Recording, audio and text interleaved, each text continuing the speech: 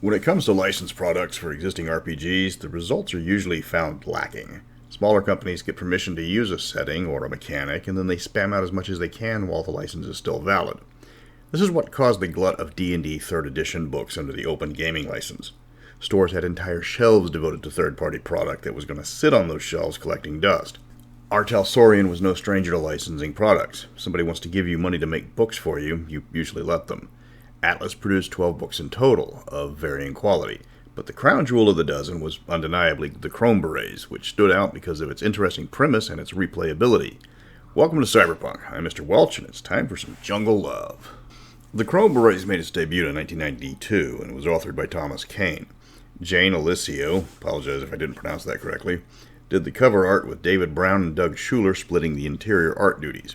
The book is a bit beefy at 96 pages compared to the majority of the other Atlas Cyberpunk standalone adventures, which tended to be much shorter.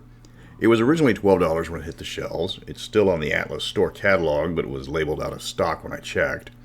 On the secondhand auction sites, people want $50 plus for this book. It's just a friendly reminder that most of the books from 2020 are still in print from the Artal website. The people wanting several times the list price on eBay or Amazon for a book you can still buy new for the original price can go pound sand.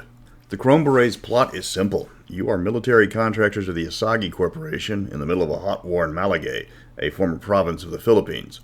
You get paid to shape up troops, acquire equipment, and win battles. Of course, it's never that easy, and everybody involved in both sides of this war are in it for themselves. President Jonas Quintano is a typical tin-pot dictator who's more interested in enriching himself and his family than running the country. Nepotism plagues the government, as his relatives are no better than him.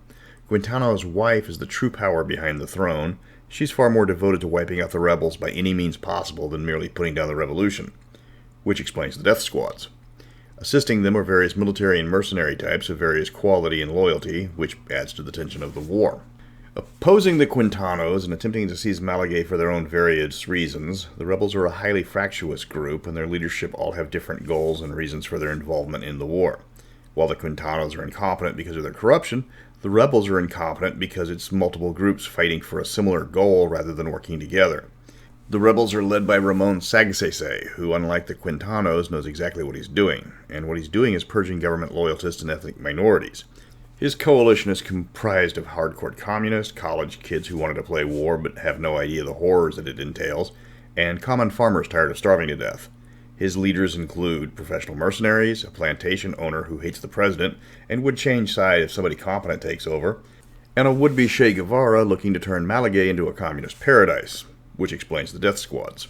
The party is hired to make sense of this complete mess of a conflict. If they just want to make money playing soldier, they can make a ton of money in this adventure.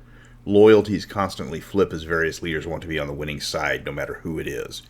It becomes obvious the professional soldiers in this debacle are getting tired of being used for cannon fodder. It's up to the party to keep up morale for their side or join with the supposedly secret coup that's about to happen, but it's obvious from a mile away that the army commanders are going to stage the coup. The players can side with anybody. If they go complete scorched earth, they even get rewarded by the president's wife in the form of under-the-table payouts. Do you want a clean conscience or 7 digits in your bank account? Your call. The module works because the politics of Malagae, while complicated, are easy to follow. Everybody wants something, but all sides are evenly matched.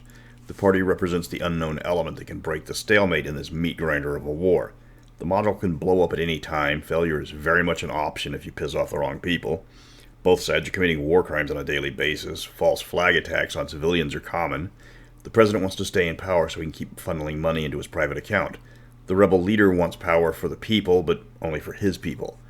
Ethnic minorities will need to be cleansed to keep Malagae pure if the rebels get their way. Beneath both men are far more competent officers and rebels who are very much aware of the differences in competency. You have multiple options of potentials to back, but choosing poorly puts the characters in front of a firing squad.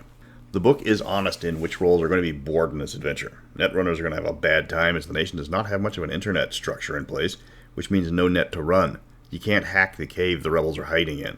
Fixers have a slow start because they have a ton of opportunities, but they're in unfamiliar territory and they need to get their contact structure up and running first. Solos and nomads are going to have a field day, and cops are going to be the part of any security detail their chosen side needs.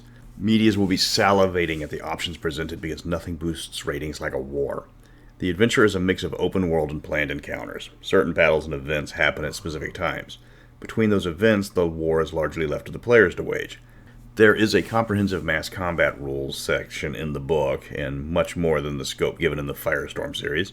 You've got mechanized battalions, air support, artillery, and special ops at your fingertips. The rebel leadership is holed up in a cave complex in the mountains, which makes taking the war to them very difficult. But they can't go on an offensive without facing the better armed and trained government forces. The players are given budgets by their chosen side, which they can spend on new equipment, better troops, or just pocket it like most of the government leaders do. Just remember to keep a plane on standby if your group ends up on the losing side.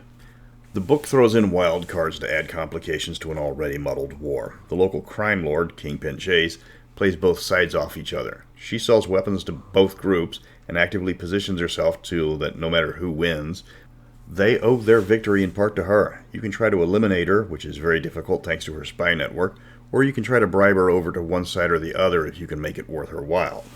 The adventure does have the additional rules of repercussions, which can affect the party if the war goes badly or if the rebels resort to even more terrorism than normal. The players can work the international media to demonize rival factions, and success on the battlefield can cause rival groups to desert en masse. If the players go full-on total war, then the odds of the media turning against them goes up. If the war goes completely out of control, then the EU steps in and diplomats try to end the shooting. Of course, as the players are technically under the employ of a megacorporation trying to secure its assets, they're going to have to protect those over the nation of Malagae. The party can even support the inevitable coup that is coming, which gets them paid, then deported, and then put on an enemies list of their former employer.